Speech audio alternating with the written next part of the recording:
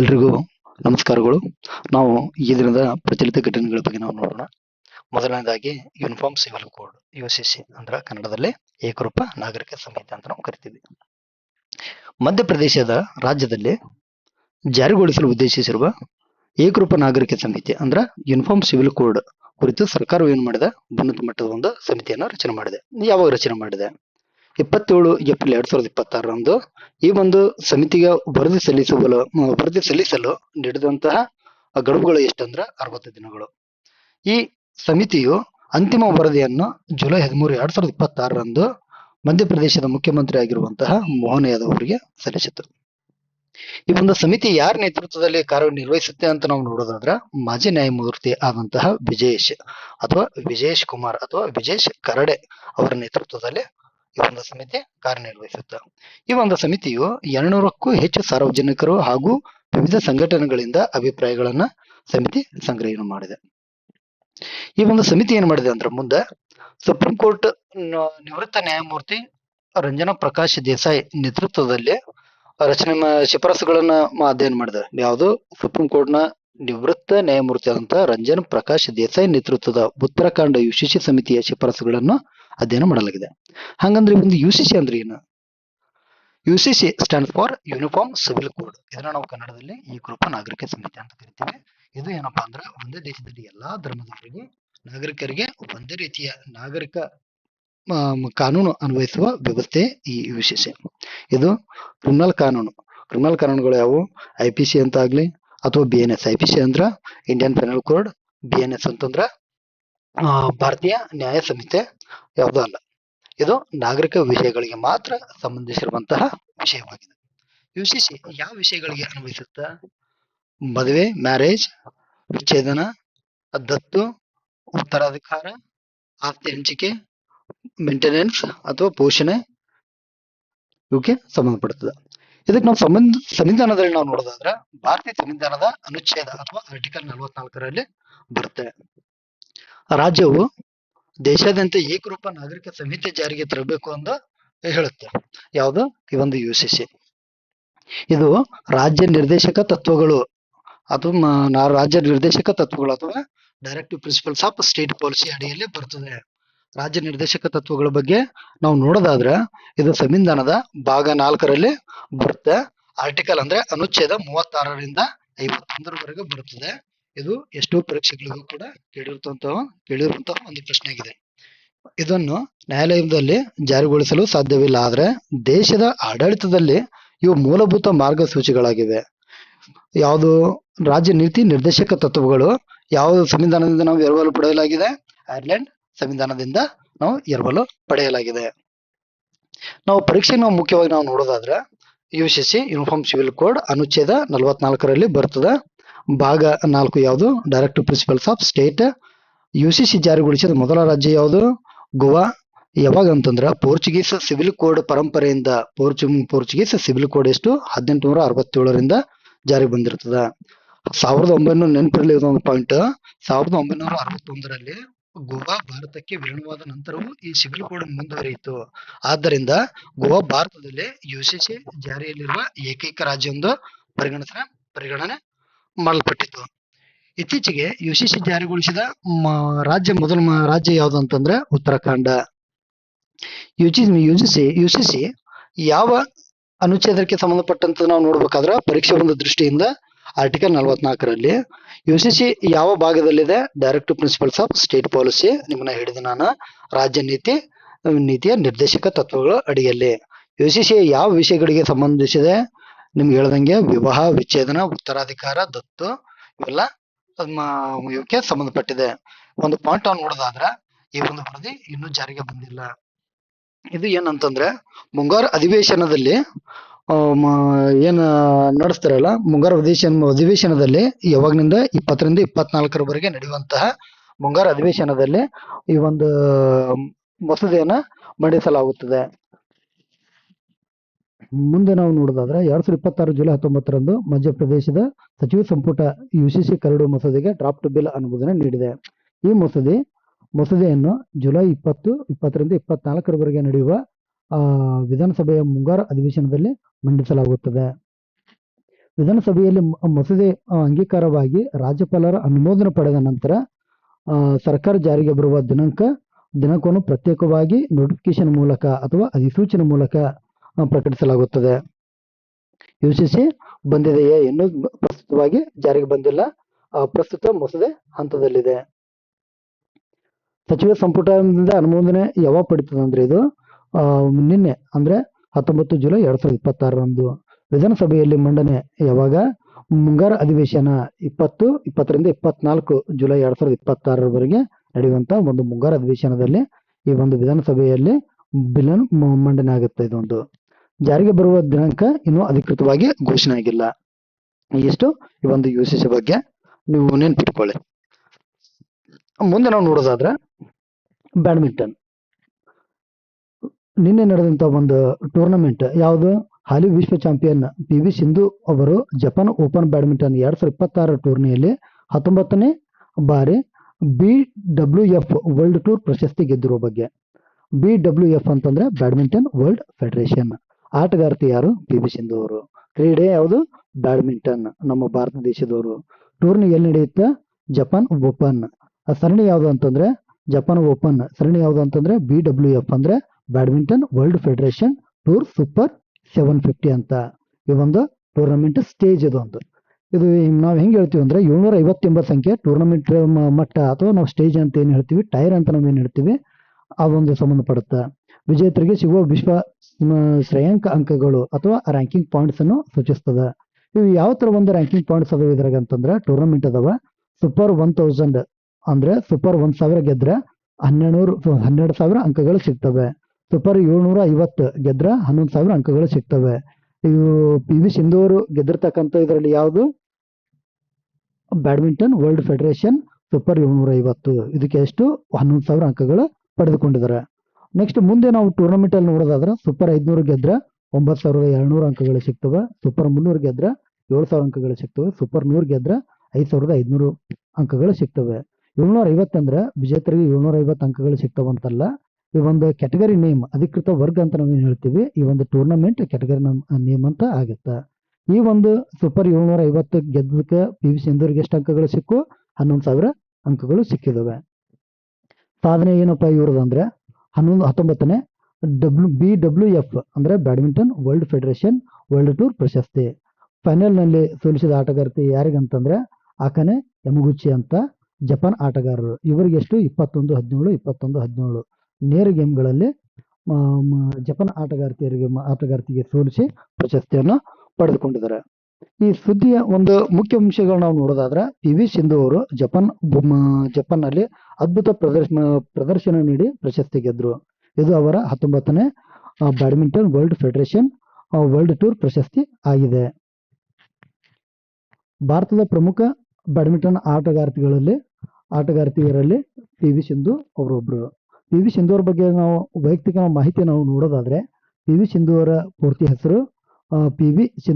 ಹೆಸರು ಪುಸರ್ಲಾ ವೆಂಕಟ ಸಿಂಧು ಅಂತ. ಕ್ರೀಡೆ ಯಾವುದು? ಬ್ಯಾಡ್ಮಿಂಟನ್. ಒಲಿಂಪಿಕ್ಸ್ ನಲ್ಲಿ 2 ಪದಕಗಳ ಗೆದ್ದ ಮೊದಲ ಭಾರತೀಯ ಬ್ಯಾಡ್ಮಿಂಟನ್ ಆಟಗಾರ್ತಿ ಯಾರು ಅಂತಂದ್ರೆ ಅವ್ರು PV ಸಿಂಧು ಅವರು. ಯಾವ 2 ಒಲಿಂಪಿಕ್ಸ್ ಪದಕಗಳು? 2016ರಲ್ಲಿ ನಡೆದಿರತಕ್ಕಂತಹ ರಿಯೋ ಒಲಿಂಪಿಕ್ಸ್ ನಲ್ಲಿ ಬೆಳ್ಳಿ ಪದಕ ಪಡೆದುಕೊಂಡ್ರೆ 2020ರಲ್ಲಿ ಟೋಕಿಯೋ ಒಲಿಂಪಿಕ್ಸ್ ನಲ್ಲಿ ನಡೆದಿರತಕ್ಕಂತಹ ಕಂಚು ಪದಕವನ್ನ ಪಡೆದುಕೊಂಡಿದ್ದಾರೆ. ಹಾಗೆ 2019ರಲ್ಲಿ ಬ್ಯಾಡ್ಮಿಂಟನ್ ವರ್ಲ್ಡ್ ಫೆಡರೇಷನ್ ವಿಶ್ವ ಚಾಂಪಿಯನ್ಶಿಪ್ ಅಲ್ಲಿ ಕೂಡ ಚಿನ್ನದ ಪದಕವನ್ನ ಪಡೆದುಕೊಂಡಿದ್ದಾರೆ.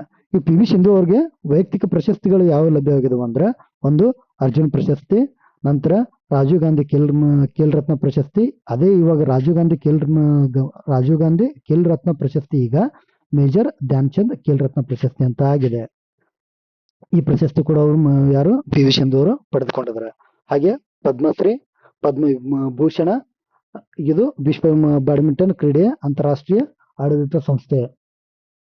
ಫೈನಲ್ ನಲ್ಲಿ ಆಕಾನೆ ಯಮಗುಚಿ ಯಾವ ದೇಶ? ಜಪಾನ್ ದೇಶದವರಿಗೆ ಸೋಲಿಸಿ ಪದಕವನ್ನ ಪಡೆದುಕೊಂಡಿದ್ದಾರೆ. ಒಲಿಂಪಿಕ್ಸ್ ನಲ್ಲಿ 2 ಪದಕಗಳಿಗೆ ಗೆದ್ದ ಮೊದಲ ಆಟಗಾರ್ತಿ ಯಾರು ಅಂತಂದ್ರೆ ಅವರು PV ಸಿಂಧು ಅವರು. ಕೆಲವೊಂದಿಷ್ಟು ಪರೀಕ್ಷೆಗೆ ಅನುಕೂಲವಾಗಂತ ಕೆಲವೊಂದಿಷ್ಟು ನಾವು ಪಾಯಿಂಟ್ಸ್ ಗಳನ್ನ ನೋಡೋದಾದ್ರೆ ಜಪಾನ್ ಓಪನ್ 2026 ಮಹಿಳಾ ಸಿಂಗಲ್ಸ್ ಪ್ರಶಸ್ತಿ ಯಾರು ಗೆದ್ರು? PV ಸಿಂಧು ಅವರು. ಜಪಾನ್ ಓಪನ್ ಯಾವ BWF ಅಂದ್ರೆ ಬ್ಯಾಡ್ಮಿಂಟನ್ ವರ್ಲ್ಡ್ ಫೆಡರೇಷನ್ ವರ್ಗಕ್ಕೆ ಸೇರಿದೆ 750 ಸೂಪರ್ 750. BWF ಪೂರ್ಣ ರೂಪ ಯಾವುದು ಅಂತಂದ್ರೆ ಫುಲ್ ಫಾರ್ಮ್ ಏನು ಅಂತಂದ್ರೆ badminton world federation. PV Sindhu final ನಲ್ಲಿ ಯಾರನ್ನ ಸೋಲಿಸಿದ್ದಾರೆ? Akane Yamaguchi. ಯಾವ ದೇಶದವರು ಇವರು? ಜಪಾನ್ ದೇಶದವರು. PV ಸಿಂಧು ಗೆದ್ದಿದ್ದು ಎಷ್ಟನೇ BWF ವರ್ಲ್ಡ್ ಟೂರ್ ಪ್ರಶಸ್ತಿ ಆಗಿದೆ? ಇದು 19ನೇ ಪ್ರಶಸ್ತಿ ಆಗಿದೆ. ಇವು ಬ್ಯಾಡ್ಮಿಂಟನ್ ಬಗ್ಗೆ ಅಥವಾ ಕ್ರೀಡೆ ಬಗ್ಗೆ ನಾವು ನೆನಪಿಟ್ಕೊಳ್ಳೋದಾದ್ರೆ, ನಾವು ಮುಂದೆ ನೋಡೋದಾದ್ರೆ ಮುಂದಿನ ಪಾಯಿಂಟ್, ಕೇಂದ್ರ ಸರ್ಕಾರ ಸಂಸತ್ ಮುಂಗಾರು ಅಧಿವೇಶನ ಕುರಿತು. ಏನು ಕೇಂದ್ರ ಸರ್ಕಾರ ಮುಂಗಾರು ಸಂಸತ್ ಏನಿದೆ, ಕೇಂದ್ರ ಸರ್ಕಾರವು ಸಂಸತ್ ಮುಂಗಾರು ಅಧಿವೇಶನದಲ್ಲಿ 8 ಹೊಸ ಮಸೂದೆಗಳನ್ನು ಅಥವಾ ಬಿಲ್ ಮಂಡಿಸಲು ಸಿದ್ಧವಾಗಿದೆ. ಕೇಂದ್ರ ಸಚಿವ ಸಂಪುಟದಲ್ಲಿ ಅನುಮೋದನೆ ಪಡೆದುಕೊಂಡಿದೆ ಆಲ್ರೆಡಿ. ಈ ಮಸೂದೆಗಳು ಯಾವುವು ಅಂತಂದ್ರೆ ಶಿಕ್ಷಣ ಕ್ಷೇತ್ರಕ್ಕೆ ಸಂಬಂಧಪಟ್ಟಂಥದ್ದು, ಕೃಷಿಗೆ, ಆಡಳಿತ, ಧಾರ್ಮಿಕ ಸಂಸ್ಥೆಗಳಿಗೆ ಸೇರಿದಂತೆ ವಿವಿಧ ಕ್ಷೇತ್ರಗಳಿಗೆ ಸಂಬಂಧಿಸಿವೆ. ಈ ಸುದ್ದಿಯ ಪ್ರಮುಖ ಅಂಶಗಳು ಯಾವುವು ಅಂತಂದ್ರೆ NEP ನ್ಯಾಷನಲ್ ಎಜುಕೇಶನ್ ಪಾಲಿಸಿ ಅಥವಾ ರಾಷ್ಟ್ರೀಯ ಶಿಕ್ಷಣ ನೀತಿ ಸಂಬಂಧಿತ ಮಸೂದೆ ಆಗಿರಬಹುದು. ಇದು ಉನ್ನತ ಶಿಕ್ಷಣದಲ್ಲಿ ಹಲವು ಕಾನೂನು ತಿದ್ದುಪಡಿಗಳನ್ನು ತರುವ ಉದ್ದೇಶ ಆಗಿದೆ. ಎರಡನೇದಾಗಿ, ದೇವರಿಗೆ ಕಾಣಿಕೆ ನೀಡಲು ಚೆಕ್ ಅಥವಾ ಡಿಜಿಟಲ್ ಪಾವತಿಗೆ ಅವಕಾಶವನ್ನು ಕಲ್ಪಿಸುವುದು. ಧಾರ್ಮಿಕ ಸಂಸ್ಥೆಗಳಿಗೆ ಪಾರದರ್ಶಕವಾಗಿ ಕಾಣಿಕೆ ನೀಡಲು ವ್ಯವಸ್ಥೆ. ಕೃಷಿ ಕ್ಷೇತ್ರಕ್ಕೆ ಸಂಬಂಧಿಸಿದ ತಿದ್ದುಪಡಿಗಳು ಯಾವುವು ಅಂತಂದ್ರೆ ರೈತರಿಗೆ ಮತ್ತು ಕೃಷಿ ಶಿಕ್ಷಣಕ್ಕೆ ಸಂಬಂಧಿಸಿದ ಕೆಲವು ಕಾನೂನುಗಳಲ್ಲಿ ಬದಲಾವಣೆ. ಆಡಳಿತ ಸುಧಾರಣೆ ಯಲ್ಲಿ ಯಾವುದಂತಂದ್ರೆ ಮುಂದೆ ನೆಕ್ಸ್ಟ್ ಬರ್ತಕ್ಕಂಥ ಒಂದು ತಿದ್ದುಪಡಿಗಳಲ್ಲಿ ಮಸೂದೆಗಳಲ್ಲಿ ಆಡಳಿತ ಸುಧಾರಣೆಗಳಲ್ಲಿ ತಮ್ಮ ಸರ್ಕಾರವು ಕಾರ್ಯವೈಖರಿ ಮತ್ತು ಸಾರ್ವಜನಿಕ ಸೇವೆಗಳನ್ನು ಇನ್ನಷ್ಟು ಪರಿಣಾಮಕಾರಿಯಾಗಿಸುವ ಉದ್ದೇಶವನ್ನ ಹೊಂದಿದೆ. ಭಾರತ ಸರ್ಕಾರವು ಭಾರತ ಸಂಸತ್ 3 ಭಾಗಗಳನ್ನು ಹೊಂದಿದೆ. ಯಾವುದು? ರಾಷ್ಟ್ರಪತಿ, ಲೋಕಸಭೆ, ರಾಜ್ಯಸಭೆ. ಹೊಸ ಕಾನೂನುಗಳನ್ನು ರೂಪಿಸುವ ಕರಡು ಅಥವಾ ಬಿಲ್ 2 ಸದನಗಳು ಅಂಗೀಕರಿಸಿ, 2 ಸದನಗಳಂದ್ರೆ ಯಾವುವು? ಒಂದು ಲೋಕಸಭೆ, ಮತ್ತೊಂದು ರಾಜ್ಯಸಭೆ ಅಂಗೀಕರಿಸಿ ರಾಷ್ಟ್ರಪತಿಯ ಅನುಮೋದನೆ ಪಡೆದ ನಂತರ ಅದು ಏನಾಗುತ್ತೆ? ಬಿಲ್ ಹೋಗಿ ಆಕ್ಟ್ ಆಗುತ್ತೆ, ಅಂದ್ರೆ ಮಸೂದೆಯಿಂದ ಕಾಯ್ದೆ ಆಗುತ್ತೆ.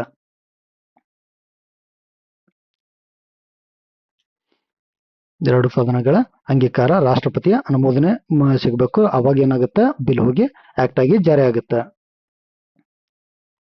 ನಾವು ಪರೀಕ್ಷೆ ನಾವು ನೋಡೋದಾದ್ರೆ ಭಾರತ ಸಂಸತ್ತು ಯಾವ 3 ಅಂಗಗಳನ್ನು ಒಳಗೊಂಡಿದೆ ಅಂತ ನಾವು ಕೇಳಿದ್ರೆ ರಾಷ್ಟ್ರಪತಿ, ಲೋಕಸಭೆ ಮತ್ತು ರಾಜ್ಯಸಭೆ ಅಂತ ನಾವು ಹೇಳಬೇಕು. ಕೇಂದ್ರ ಮಸೂದೆ ಕಾಯ್ದೆಯಾಗಲು ಅಂತಿಮ ಅನುಮೋದನೆ ಯಾರಿಂದ ಬರಬೇಕು? ರಾಷ್ಟ್ರಪತಿ ಅವರಿಂದ. ಬಿಲ್ ಅಂದ್ರೆ ಏನು? ಅದು ಏನು? ಡ್ರಾಫ್ಟ್ ಅಂದ್ರೆ ಕರಡು ಕಾನೂನು. ಆಕ್ಟ್ ಅಂದ್ರೆ ಜಾರಿಗೆ ಬಂದಂತಹ ಕಾನೂನು. ಮುಂದಿನ ಪಾಯಿಂಟ್ ನಾವು ನೋಡೋದಾದ್ರೆ 2026ರ ವಿಶ್ವಕಪ್ football FIFA world cup. FIFA ಅಂತಂದ್ರೆ federation international de football association ಅಂತ ಫುಲ್ ಫಾರ್ಮ್. ವಿಶ್ವಕಪ್ ಫುಟ್ಬಾಲ್ನ ಆಡಳಿತ ಸಂಸ್ಥೆ ಸ್ಥಾಪನೆ ಯಾವಾಗ? 1904ರಲ್ಲಿ. ಇದರ ಮುಖ್ಯ ಕಚೇರಿಯಲ್ಲಿ ಜ್ಯೂರಿಕ್ ಅಥವಾ ಸ್ವಿಟ್ಜರ್ಲ್ಯಾಂಡ್ ನಲ್ಲಿದೆ. 2026ರ ವಿಶ್ವಕಪ್ ಫುಟ್ಬಾಲ್ದ ಇತಿಹಾಸದಲ್ಲಿ ಅತ್ಯಂತ ದೊಡ್ಡ ವಿಶ್ವಕಪ್. ಮೊದಲ ಬಾರಿಗೆ ಎಷ್ಟು? 48 ತಂಡಗಳನ್ನು ಹೊಂದಿದೆ. ಒಟ್ಟು ಎಷ್ಟು ಪಂದ್ಯಗಳು? 104 ಪಂದ್ಯಗಳು. ಪಂದ್ಯಗಳಲ್ಲಿ ಎಷ್ಟು? 3 ದೇಶಗಳಲ್ಲಿ ಆತಿಥ್ಯ ರಾಷ್ಟ್ರಗಳನ್ನು ಹೊಂದಿತ್ತು. ಯಾವುದು? ಅಮೆರಿಕ, ಕೆನಡಾ ಮತ್ತು ಮೆಕ್ಸಿಕೋ. ಇದೊಂದು ಪಾಯಿಂಟ್ ನೆನಪಿಟ್ಕೊಳ್ಳಬೇಕು. ಒಂದೇ ವಿಶ್ವಕಪ್ ಅನ್ನು 3 ದೇಶಗಳು ಜಂಟಿಯಾಗಿ ಆಯೋಜಿಸುತ್ತಿರುವುದು ಇದೇ ಮೊದಲ ಬಾರಿ. ಇದ್ರ ಬಗ್ಗೆ ನಾವು ಪ್ರಮುಖ ಮಾಹಿತಿ ನೋಡೋದಾದ್ರೆ 2026ರ ಫಿಫಾ ವಿಶ್ವಕಪ್ ಯಾವಾಗ ಆರಂಭ ಆಯ್ತು ಅಂದ್ರೆ 11 ಜೂನ್ 2026. ಫೈನಲ್ ಮ್ಯಾಚ್ ಯಾವಾಗಿತ್ತಪ್ಪ ಅಂದ್ರೆ 19 ಜುಲೈ 2026. ಒಟ್ಟು ಎಷ್ಟು? 39 ದಿನಗಳ ಕಾಲ ಈ ಒಂದು ಟೂರ್ನಮೆಂಟ್ ನಡೆದಿದೆ. ಒಟ್ಟು 48 ತಂಡಗಳು, 104 ಪಂದ್ಯಗಳು. ಇದಕ್ಕಿಂತ ಮುಂಚೆ ಅಂದ್ರೆ ಹಾಲಿ ಚಾಂಪಿಯನ್ ಯಾವ ದೇಶ ಆಗಿತ್ತು? 2026ರಲ್ಲಿ ಅರ್ಜೆಂಟೀನಾ ದೇಶ ಆಗಿತ್ತು.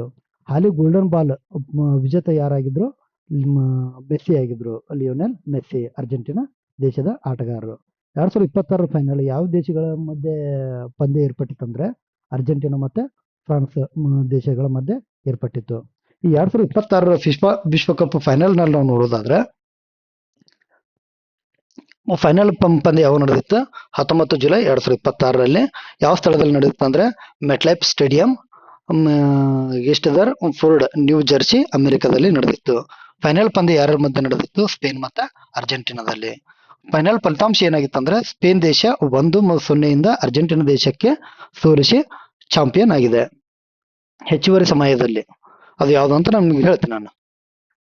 ನಾವು ಪ್ರಮುಖ ಮುಖ್ಯಾಂಶಗಳನ್ನ ನೋಡೋದಾದ್ರೆ ಗೆಲುವಿನ ಗೋಲು ಯಾವುದು ಫೆರಾನ್ ಟೋರೆಸ್ ಅಂತಕ್ಕಂಥವ್ರು 106ನೇ ನಿಮಿಷದಲ್ಲಿ ಹೆಚ್ಚುವರಿ ಸಮಯದಲ್ಲಿ ಗೋಲ್ನ ಗಳಿಸ್ತಾರೆ. ನಿಗದಿತ 90 ನಿಮಿಷಗಳಲ್ಲಿ ಎರಡು ಅಂದ್ರೆ ಒಂದು ಪಂದ್ಯಕ್ಕೆ ಎಷ್ಟು 90 ನಿಮಿಷಗಳಾಗಿರುತ್ತದೆ. ಆ ಒಂದು ನಿಗದಿತ 90 ನಿಮಿಷಗಳಲ್ಲಿ ಎರಡು ತಂಡಗಳಲ್ಲಿ ಯಾರು ಗೋಲು ಗಳಿಸೋಕೆ ಸಾಧ್ಯವಾಗಿರುವುದಿಲ್ಲ. ಹೆಚ್ಚುವರಿ ಸಮಯದಲ್ಲಿ ಫೆರಾನ್ ಟೋರೆಸ್ ಗಳಿಸಿರುವಂತ ಒಂದು ಸ್ಪೇನ್ ಆಟಗಾರ ಇವರು ಗಳಿಸಿರುವ ಒಂದು ಗೋಲ್ನಿಂದ ಸ್ಪೇನ್ ದೇಶ ಚಾಂಪಿಯನ್ ಪಟ್ಟ ಆಗ್ತದೆ. ರನ್ನರ್ ಅಪ್ ಯಾವುದು ಅರ್ಜೆಂಟೀನಾ ದೇಶ. ಮೂರನೇ ಸ್ಥಾನ ಯಾವ್ದಕ್ಕೆ ಹೋಗಿದೆ ಅಂದ್ರೆ ಇಂಗ್ಲೆಂಡ್. ಅದು ಯಾವ್ದು 4ನೇ ಸ್ಥಾನ ಫ್ರಾನ್ಸ್ ದೇಶವನ್ನು ಸೋಲಿಸಿ 3ನೇ ಸ್ಥಾನಕ್ಕೆ ಇಂಗ್ಲೆಂಡ್ ದೇಶ ಬಂದಿದೆ. ನಾವು ಪರೀಕ್ಷೆ ದೃಷ್ಟಿಯಿಂದ ನಾವು ನೋಡೋದಾದ್ರೆ ಚಾಂಪಿಯನ್ ಪಟ್ಟ ಯಾವ್ದಕ್ಕೆ ಹೋಗಿದೆ ಸ್ಪೇನ್ ದೇಶಕ್ಕೆ. ರನ್ನರ್ ಅಪ್ ಯಾವುದು ಅರ್ಜೆಂಟೀನಾ ದೇಶಕ್ಕೆ. ಸ್ಕೋರ್ ಏನಾಗಿದೆ ಅಂದ್ರೆ ಸ್ಪೇನ್ ದೇಶ 1-0 ಅರ್ಜೆಂಟೀನಾ ದೇಶಕ್ಕೆ ಸೋಲಿಸಿದೆ. ಗೆಲುವಿನ ಗೋಲು ಯಾವಾಗ ಬಂದಿದೆ ಅಂದ್ರೆ 106ನೇ ನಿಮಿಷಕ್ಕೆ ಫೆರಾನ್ ಟೋರೆಸ್ ಅವರು ಗಳಿಸಿರ್ತಕ್ಕಂಥ ಒಂದು ಗೋಲಿಂದ ಬಂದಿದೆ.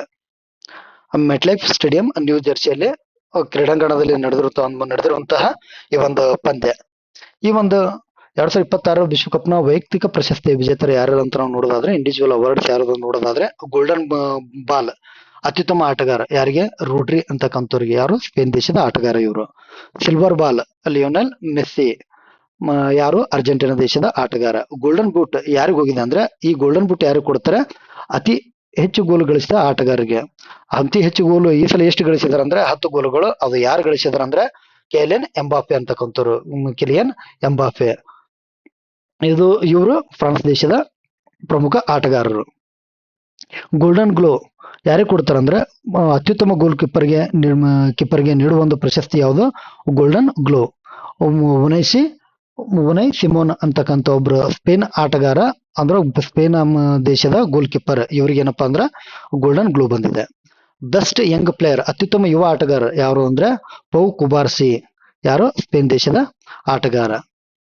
2026 ವಿಶ್ವಕಪ್ ವಿಶೇಷತೆ ನಾವು ನೋಡೋದಾದ್ರೆ ಒಟ್ಟು 48 ತಂಡಗಳು. ಇದೆ ಮೊದಲ ಬಾರಿಗೆ 104 ಪಂದ್ಯಗಳು, 3 ಅತಿಥೇಯ ರಾಷ್ಟ್ರಗಳು, 16 ನಗರಗಳಲ್ಲಿ ಪಂದ್ಯವನ್ನು ಏರ್ಪಟ್ಟಿತ್ತು. ನಾವು ಕೀ ಪಾಯಿಂಟ್ಸ್ ನಾವು ಮುಂದೆ ನಾವು ನೋಡೋದಾದ್ರೆ 2026 ವಿಶ್ವಕಪ್ 48 ತಂಡಗಳೊಂದಿಗೆ ನಡೆದಿರುವಂತಹ ಒಂದು ಮೊದಲ ವಿಶ್ವಕಪ್ ಪಂದ್ಯ. 3 ದೇಶಗಳು ವಿಶ್ವಕಪ್ ಟೂರ್ನಮೆಂಟ್. 3 ದೇಶಗಳು ಯಾವುದು ಅಮೆರಿಕ, ಕೆನಡಾ ಮತ್ತು ಮೆಕ್ಸಿಕೋ ಇವೆಲ್ಲ ಜಂಟಿಯಾಗಿ ಆತಿಥ್ಯ ರಾಷ್ಟ್ರವನ್ನು ವಹಿಸಿರ್ತಕ್ಕಂಥವು. ಮುಂದೆ ನಾವು ನೋಡೋದಾದ್ರೆ ಇದೇ ಒಂದು ಫಿಫಾ ವಿಶ್ವಕಪ್ ಬಗ್ಗೆ ನಾವು ನೋಡೋದಾದ್ರೆ 2030 ಫಿಫಾ ವಿಶ್ವಕಪ್ ಎಲ್ಲಿ ಆಯೋಜನೆಗೊಳ್ಳುತ್ತೆ ಅಂದ್ರೆ 3 ಖಂಡಗಳ 6 ದೇಶಗಳಲ್ಲಿ ಜಂಟಿಯಾಗಿ ಆಯೋಜಿಸುತ್ತದೆ. ಪ್ರಮುಖ ಆತಿಥೇಯ ರಾಷ್ಟ್ರಗಳು ಯಾವುದು ಸ್ಪೇನ್, ಪೋರ್ಚುಗಲ್, ಮೊರಾಕೊ. ವಿಶ್ವಕಪ್ ಶತಮಾನೋತ್ಸವದ ಅಂಗವಾಗಿ ಆರಂಭಿಕ 3 ಪಂದ್ಯಗಳನ್ನು ಫಸ್ಟ್ 3 ಪಂದ್ಯಗಳಲ್ಲಿ ಉರುಗ್ವೆ, ಅರ್ಜೆಂಟೀನಾ ಮತ್ತು ಪೆರುಗ್ವೆ ದೇಶಗಳಲ್ಲಿ ನಡೆಸಲಾಗ್ತದೆ. ಇದು ಒಂದು ವಿಶೇಷ ಯಾಕಂತಂದ್ರೆ 1930ರಲ್ಲಿ ಮೊದಲ ವಿಶ್ವಕಪ್ ಉರುಗ್ವೆಯಲ್ಲಿ ನಡೆದಿತ್ತು. ಇದು ಮೇನ್ ಕೀ ಪಾಯಿಂಟ್. 2030 ಅಂದ್ರೆ ಶತಮಾನೋತ್ಸವ ಅಂಗವಾಗಿ ಅಂದ್ರೆ 2030 ಆ ವಿಶ್ವಕಪ್ನ 100ನೇ ವರ್ಷದ ಅಥವಾ ಶತಮಾನೋತ್ಸವದ ಆಚರಣೆ ಮಾಡ್ತಾರೆ. ಆದ್ದರಿಂದ ಆರಂಭಿಕ ಪಂದ್ಯಗಳನ್ನು ದಕ್ಷಿಣ ಅಮೆರಿಕದ ಈ 3 ದೇಶಗಳಲ್ಲಿ ನಡೆಸಲು ತೀರ್ಮಾನಿಸಲಾಗಿದೆ. ಮುಂದೆ ನಾವು ನೋಡೋದಾದ್ರೆ 2034 ಫಿಫಾ ವಿಶ್ವಕಪ್ ಬಗ್ಗೆ ನಾವು ನೋಡೋದಾದ್ರೆ 2034 ಫಿಫಾ ವಿಶ್ವಕಪ್ ಅನ್ನು ಸೌದಿ ಅರೇಬಿಯಾ ಆಯೋಜಿಸುತ್ತದೆ. ಇದು ಏನು ಮಧ್ಯ ಪ್ರಾಂತ್ಯದಲ್ಲಿ ಮುಂದೆ ನಡೆಯುವ 2ನೇ ಫಿಫಾ ವಿಶ್ವಕಪ್. ಪ್ರಾಚ್ಯದಲ್ಲಿ ನಡೆಯುವ 2ನೇ ಫಿಫಾ ವಿಶ್ವಕಪ್. ಇದಕ್ಕಿಂತ ಮುಂಚೆ ಎಲ್ಲಿ ನಡೆದಿತ್ತು ಮಧ್ಯ ಪ್ರಾಚ್ಯದಲ್ಲಿ ಮೊದಲ ವಿಶ್ವಕಪ್ ಪಂದ್ಯ 2022ರಲ್ಲಿ ಎಲ್ಲಾಗಿ ನಡೆದಿತ್ತು ಅಂದ್ರೆ ಫಿಫಾ ವಿಶ್ವಕಪ್ ಕತಾರ್ನಲ್ಲಿ ನಡೆದಿದ್ದು. ಅದು ಯಾವುದು ಅರ್ಜೆಂಟೀನಾ ದೇಶ ಚಾಂಪಿಯನ್ ಆಗಿತ್ತು. ಎಷ್ಟು 2030 ಸ್ಪೇನ್, ಪೋರ್ಚುಗಲ್, ಮೊರಾಕೊ ಮೊದಲೇ ಆರಂಭಿಕ ಪಂದ್ಯಗಳು. 2034ರಲ್ಲಿ ಸೌದಿ ಅರೇಬಿಯಾ ಸಂಬಂಧಿಸಿದಂತ ಒಂದು ಪರೀಕ್ಷೆಗೆ ಸಂಬಂಧಿಸಿದಂತ ಒಂದು ಮಾಹಿತಿ ಅಂತ ಆಗ್ತದೆ. ನಿಮಗೆ ಎಲ್ಲ ಪಾಯಿಂಟ್ಸ್ ಗಳೆಲ್ಲ ನೋಟ್ಸ್ ಬೇಕು ಅಂತಂದ್ರೆ master.amanujam@gmail.com ಒಂದು ಮೆಸೇಜ್ ಮಾಡಿ. ನಿಮ್ಗೆ ಇದು ಬೇಕಿದ್ರೆ ಒಂದು PDF ನೋಟ್ಸ್ ನ ಕಳಿಸ್ತೀನಿ ನಾನು. ಮತ್ತೆ ತಮ್ಗೆ ಏನಾದ್ರು ಒಂದು ಪ್ರಶ್ನೆಗಳು ಕೇಳಬೇಕಿದ್ದಲ್ಲೂ ಕೂಡ ಆ ಒಂದು ಮೇಲ್ ಐಡಿ ಒಂದು ಮೆಸೇಜ್ ಮಾಡಿ. ದಯವಿಟ್ಟು ತಾವೆಲ್ಲರೂ ಕೂಡ ಈ ಒಂದು ವಿಡಿಯೋ ನೋಡಿ ಸಬ್ಸ್ಕ್ರೈಬ್ ಮಾಡಿ, ಸಪೋರ್ಟ್ ಮಾಡಿ, ಲೈಕ್ ಮಾಡಿ, ವಾಚ್ ಮಾಡಿ ಅಂತ ಹೇಳ್ತಾ ಈ ದಿನದ ಒಂದು ವಿಶೇಷ ಮುಗಿಸ್ತಾ ಇದ್ದೀನಿ. ನಮಸ್ಕಾರಗಳು.